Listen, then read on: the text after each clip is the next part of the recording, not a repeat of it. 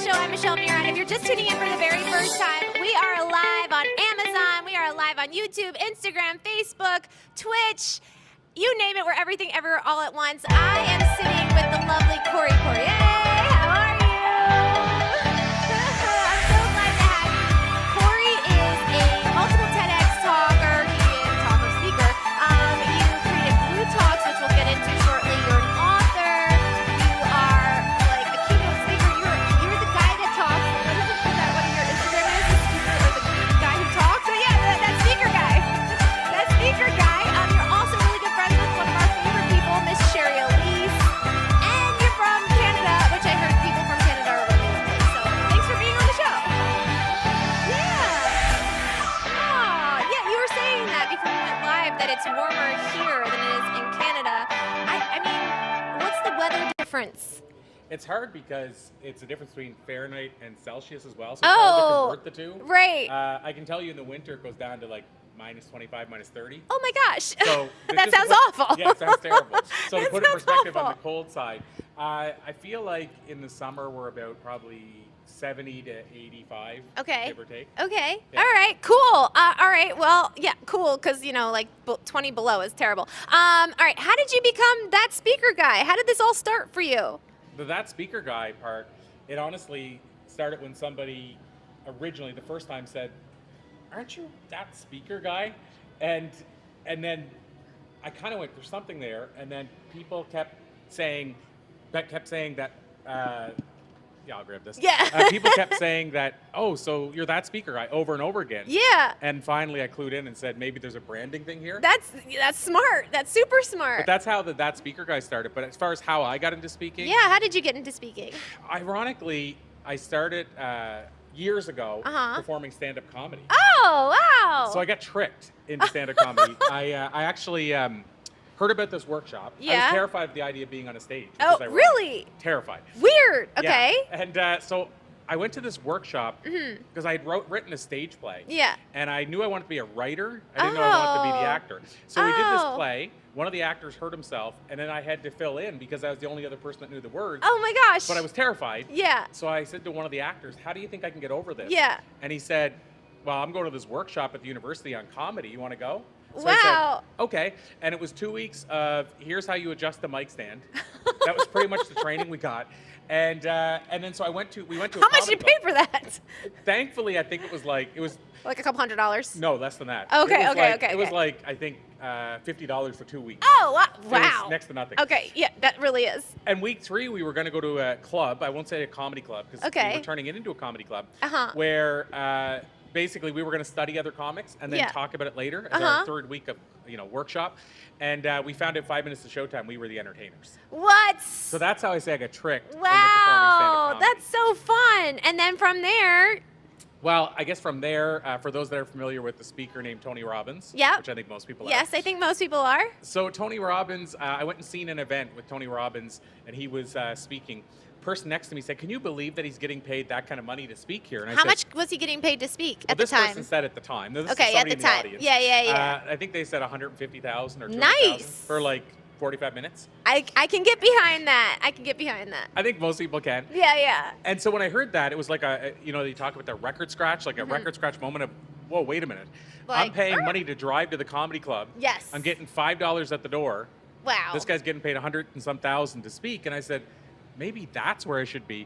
And so I didn't realize that existed as an Uh-huh. option. Yeah. And to make a long story short from there, basically once I knew that was an option, I continued doing comedy, like 9 years, 700 shows. Wow. But I ended up also getting into speaking, and the rest, I guess, as they say, is history. Wow, I love that. So the stage was calling you, and you said yes. And then tell me about bLU Talks and what that is and how people can get involved. I know you're doing a bLU Talks at UCLA, my lovely alma mater, professional program alma mater, because they have two different programs. They have, like the grad program, the undergrad program, and then the professional program for those that are already currently working. And I was there for acting, writing, and producing. I actually get to go back October 30th. I'm so excited to talk. So tell me about this, how this happened at UCLA. What's going on at UCLA?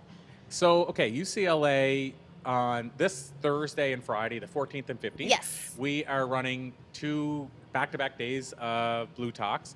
And essentially, we did one earlier this year, and we're going back. Wow. So during those 2 days, we'll have probably in the neighborhood of about 15 speakers. Wow. Think of TED Talks, and There it it's is. like, yeah, there it is. And you think of like TED Talks, 18-minute talks. Ours are 20. Great. So that's how you can fit so many people in. Yeah. But then on top of that, this time, as it was shown on the screen, Yeah. we have some special guests. So we have Dave Hester from Storage Wars. Oh, You remember fun. the Yup Yeah. guy. I don't know Storage Wars, but He's the guy that like they were always bidding, and every time he wanted to bid, he would so go, "Yup." fun. Oh, so fun. Yeah, so he's gonna be there, and then Dave Thomas, who's an actor who was in Coneheads and a bunch of other movies. Fun. So we're bringing in some special guests because it is LA. Yeah. But yeah, so it'll be out of UCLA, 2 days. The coolest part to me is it's absolutely free to attend as well. Wow. How do you make that happen? From our perspective, we basically build it. I guess we'll call it on the front end. So Okay. anything as far as revenue takes place before we ever get there. Oh, wow. And so when a person signs up, it's completely free. They can come and go as they please. And they're essentially going to come and see 20-minute talks, powerful speakers, Right. hopefully stories that can change their life. Wow. Cool. I'm excited. I think this is a clip of like a bLU Talk or just like a reel of your stuff. Yeah, that's actually Tasia Valenza. She's an Emmy-winning voiceover artist based right here in Wow. Hollywood. I'm going to have Aw. supper with her tomorrow night. Oh, nice. Hey, Tasia, if you're watching. Probably not, but hello if you end up watching this. Super cool. I love that. So tell me more about bLU Talks. Like, how did that start and all that great stuff? So interestingly enough, this is a side note. Okay, side Just note. side- We can follow. So sidebar. So as a sidebar, just to drop the news that my 4th TED Talk literally went live 2 hours ago. Oh my gosh! Congratulations. Oh, well, thank you. Yeah. I wasn't saying it for like a, hey, look at me. But No. and it's about how schools can inspire purpose earlier in life. I love life. that. Yes. So that just went live, and I'm using that as a segue to say how bLU Talks got started. Is I had people coming to me saying, I wish there was a spiritual TEDx stage. Oh. Because TED Talks typically aren't spiritual. It's Right. more about the idea that can change the world. Right. And so people were asking me for that and saying, I wish there was that, and I wish there was somebody that could help speakers learn the craft of speaking. Yeah, for sure. And share their talks on stages. So those 2 groups of people made me eventually realize there's something here. For sure. And so the idea with bLU Talks is I'll say it on the front and the back. On the front end, it's obviously for people coming to watch talks, to see magical talks, all that kind of stuff. On the back end, it's a totally different thing. So on the back end, we actually help experts That's amazing. get more platforms and more stages. I love that. I love that so much. We got somebody in chat saying, "Hi, Dave Hester, big fan. Do they see comments?" Yes, we see comments. That's amazing. Well, come and check them out because again, Yes. it's free. And what we're doing with Dave, I'm working on a documentary, and it's an exclusive Wow. interview for the documentary. So cool. Only place you can ever see it live will be Friday. Wow. And talk to me. How did that collaboration happen with UCLA? I mean, if you're in Canada, how did that happen? How does that happen? Well, with bLU Talks, essentially, again, we try to give people and speakers and experts different stages. So we basically bring the event almost like TED Talks again. Yeah. The difference is TED Talks is run locally by the local organizer. Okay. We run the event, so we bring it to the places. Okay, great. So the idea with bLU Talks is we wanted it to be a traveling event series. So cool. And so yeah, we've been to UCLA now. This will be the 2nd time. Been to Harvard, Columbia, so Cambridge. fun. I want to be part of the traveling team, the traveling talking team. We should bring you on to do some Yes, interviews. I would love that. Or like introduce everyone. I would love that. It's so fun. I am the girl I'm that speaker girl. How about that? I Can love I it. take that IG handle? I love that. That speaker guy. Super fun. You're also an author. How many books have you written? So there's a 2-part answer to that. 'Cause There's a lot. Yeah. Okay. So, When well, do you sleep is the real question. I get that a lot, actually. Oh, when do you sleep? Yeah, and Do you? I do. Okay. And I have a 6-year-old and a 3-year-old. Oh which my gosh. compounds all this stuff. Oh. But as far as books, Are they big speakers? the youngest one, we got him a shirt that said motivational speaker in the making. And the best part was we didn't get the shirt made. We actually bought it somewhere. Oh, that's great. So I have love a shirt that. that says motivational speaker, and he does too. Oh, so cute. Yeah, so on the book side, there's 2 sides to that. There's Yeah. the publishing, and then there's the writing. So on the publishing side, we put out 11 bLU Talks books. Wow, so cool. And those are anthology where we have multiple authors. But then I've written co-written and written about 19 or 20. Wow, what? I know it's a little About insane. 19 or 20, no big deal.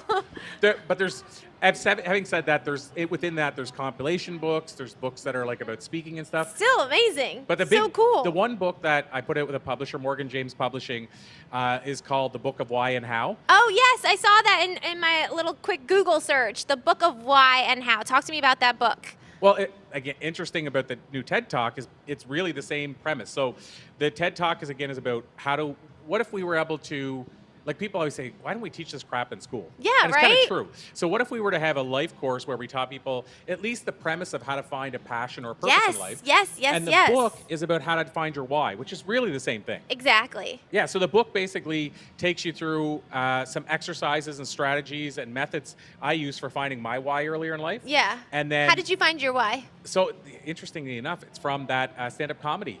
You know, when I said I went and did that stand-up comedy thing. So I went and performed that night. I didn't share this part. Oh, you didn't. That's why I asked. Well, I went that night and I was the first guy on stage. Out of all those people, Were you nervous? Oh, terrified. Yeah. And Were I'll you tell like you, sweating? I was. Yeah. And I almost didn't walk on the stage. So people always say, "Why did you bother?" And I had this. Why vision. wouldn't you bother? Yeah, well, it was one of these things that on one hand I was terrified and I didn't want to be a speaker or on a stage.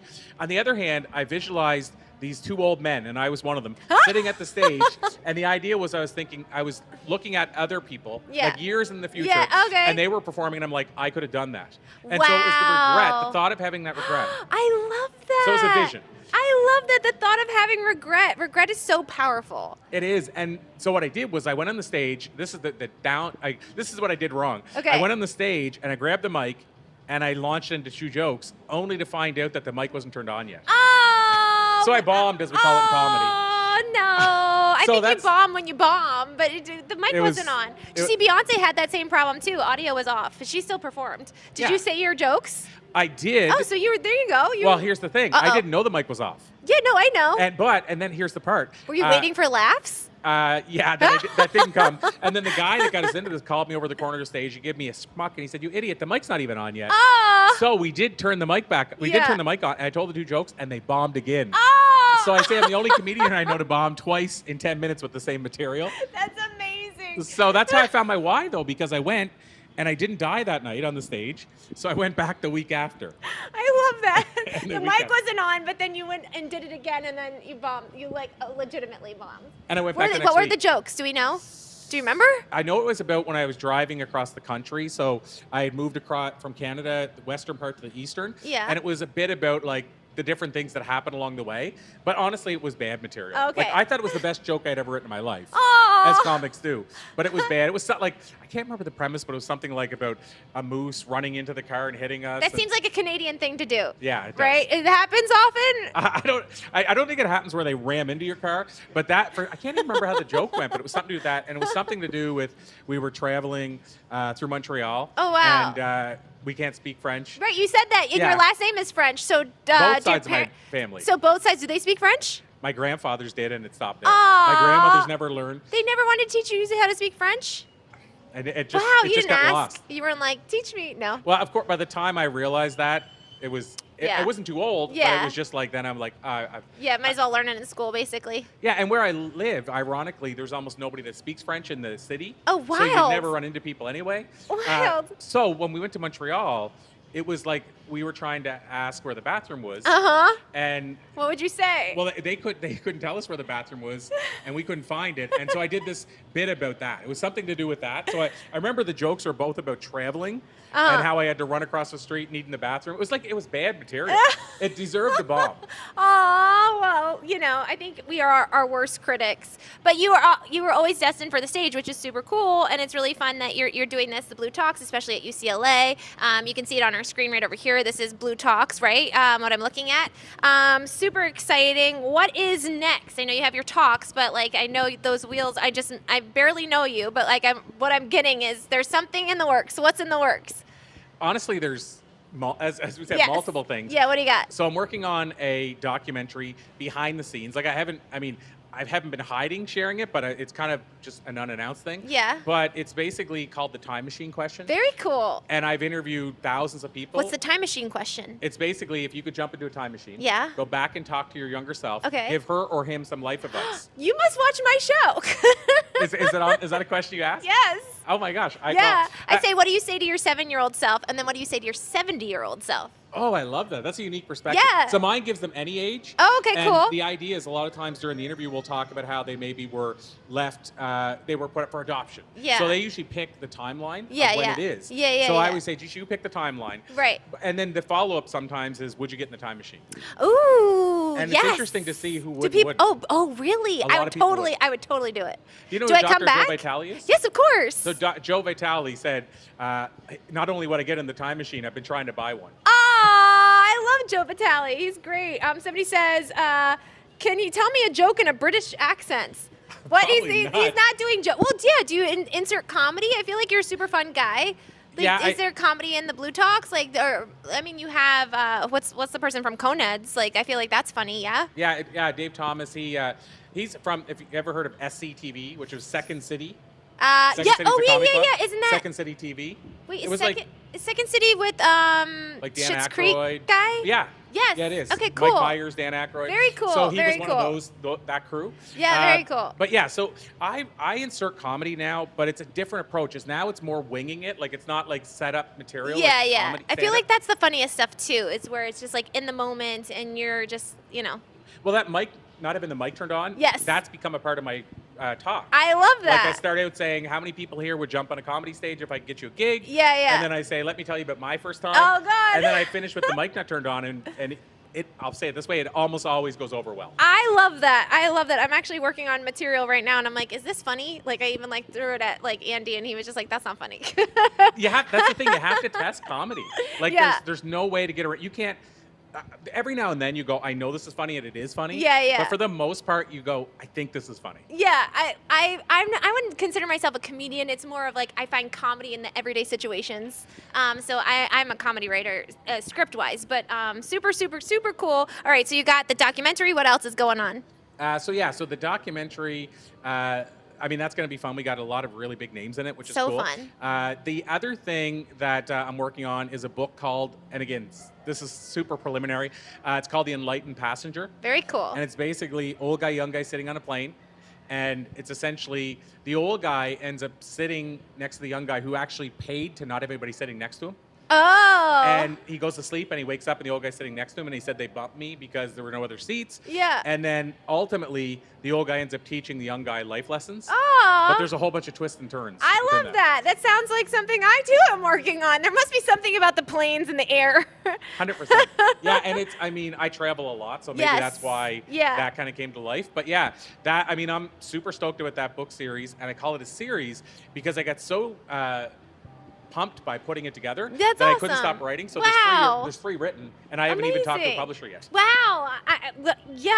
Get ready because they're going to be very excited. So you're doing that. What else? I feel like there's more. Well, I mean, I'm going to be focusing now that. So the thing with TED Talks, they don't tell you when it's going to be released. Ah. So I only did the talk last month. Okay. And I Where figured- was it? Canada? Denver. Oh, Denver. Cool. And I figured it was going to be like they said. I said, how long do you think? And they said 2 weeks to 6 months. Yeah. So it could have been any time. And then it just dropped today. Amazing. Now, that's Did you good. see it? Did you see it? I've watched it once. Okay. How do we feel?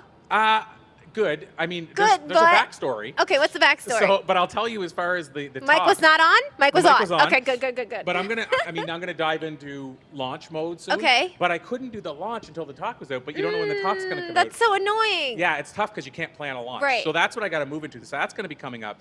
The So backstory cool. is that I was in Denver. Uh-huh. I was dealing with massive stomach pain Okay. before the talk. Oh no. And- nerves or something you ate? No, I'm gluten intolerant. Oh, Like, me too. All the best are. Yeah, and it's like for me, it's like I don't know how intense it is. Like I don't know if it's like just crumbs or not. Yeah. I don't Oh. know. But I went to England, so somebody said British accent, and I ate some fish and chips, and I think they served me gluten fish and chips. No. Because they told me they looked the same. Oh, and do I think they? I got the wrong one. Oh, no. So I was in pain for 2 weeks. That was Oh, the my- longest ever. 2 2 weeks? no joke. And it subsided. This is interesting. The morning of my TEDx, but the night before, Wow. even when I was there, I was still in Oh, pain. were you thinking of even canceling? No. Good for that's you. not me. Oh, okay. But here's what's wild. The day when I did my TED Talk, it was Denver, as I said. Yeah. And the elevation's different, and I don't know what happened. No matter how much water I drank, Yeah. I was like, my face was sucking inwards, dry-wise. Oh my So I did my gosh. talk, and halfway through my talk, I feel like my mouth going inwards. No. And I thought, is that what's coming out? Like, Oh, God. are they hearing what I'm hearing? And so it was like everything that could go up against you Weird. went up against me. Yeah, but you still seem to go right through and do fine. I mean, when I watch it now, it seems fine. The only thing that happened is, and this wasn't anything I did, but I guess the guy filming it said, hold on, before I started, and Oh. nobody heard him. Oh, no. So I started, and then afterward, he had to refilm my first minute. I feel like this is a running theme in your life. Yeah, so I guess the mic wasn't turned on. Mic wasn't turning on. They weren't ready for you. You But were the ready. yeah, and the downside is something I said every time I did it, and at the original, it got laughter. Yeah. But when we redid it, there was only like 8 people there. Oh my so I gosh. lost my laugh track. Oh, you lost your laugh track. Yeah. Everyone's saying hi to you on Amazon Live. everyone. Yeah, super, super cool. Oh my gosh, I just feel it's fun to be alongside a fellow creative. I mean, that's what we do here at Studio Place. So a special shout out to Studio Place for producing this show. We produce a ton of other shows too. We also have a kids talk show workshop, which is super fun, which I'll show you when we wrap here. But so fun. That speaker guy. I want you to tell everyone how they can connect with you, how they can come to see Blue Talks, and all that great stuff. You've got so many great things I want to share with everyone that's watching. Oh, well, thank you so much. You're welcome And, so much. I'll say, so the easy answer, Michelle, in terms of how, if they want to go to Blue Talks this week, I mean, Okay. only a couple of days away, and you're watching Yes. live, and you want to come and see. In LA, if we were watching live in LA. And, yeah, exactly. Yeah. I mean, well, you can fly here if you want. Yes, But- fly here. if you want. Be part of the show. Yeah. 100%. I'm going to give you the easiest way possible. Yeah. Is simply BlueTalksLA. BlueTalksLA.com. That's It's super easy. Easy. And then the second part you had said about connecting with me. Yeah. Probably the easiest place is Corey Poirier Media. What is So it? Corey Corey Poirier Poirier. Media. Can you spell that for our friends that are watching? Yes, I can. .com, by the way. Okay. So it's Corey. Yep. I speak fast, by the way. That's a Canadian No, thing no, to that's it. great. So Corey Poirier, and that's P as in Peter. Okay. And then media, just the word media.com. Corey Poirier. Yay. This has been so fun. I love that you're doing so much great stuff. The Blue Talks, I want to come see the Blue Talks. Listen, if you're in the LA area, make sure to come and check it out at UCLA. Are you going to be talking? Yes. Of course. That's that speaker guy. I mean, I just want to make sure.